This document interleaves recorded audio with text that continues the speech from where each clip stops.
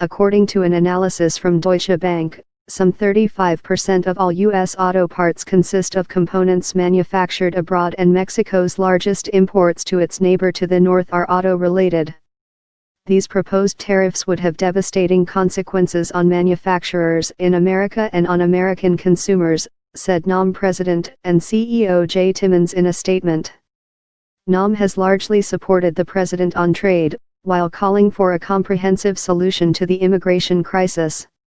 We have taken our concerns to the highest levels of the administration and strongly urge them to consider carefully the impact of this action on working families across this country, Timmons added. Manufacturers have been working hard to secure passage of the US-Mexico-Canada agreement, and the last thing we want to do is put that landmark deal and the 2 million manufacturing jobs that depend on North American trade in jeopardy. Retailers, who have also cautioned that the trade war's escalation would trickle down to consumers, also blasted the president's move on Friday. The industry imports around $182 billion worth of goods annually from the U.S.'s southern neighbor, according to a 2017 study by A.T. Kearney.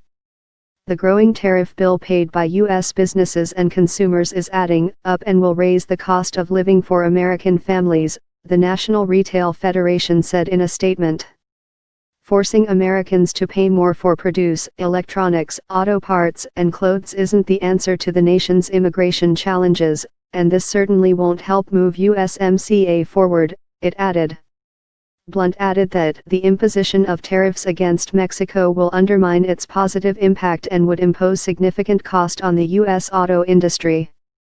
The challenge to Mexico echoed Trump's threat last year, when he explicitly linked NAFTA renegotiations to the lack of border security.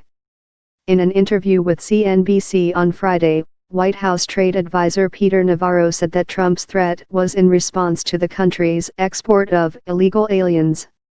These tariffs will be paid by American families and businesses without doing a thing to solve the very real problems at the border.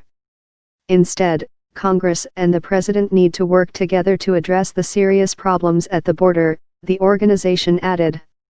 Markets, already unsettled by the ongoing Sino-American trade war, fell sharply in early U.S. trading. The S&P 500, GSPC, fell percent, or 32.3 points, as of 9:36 a.m. ET.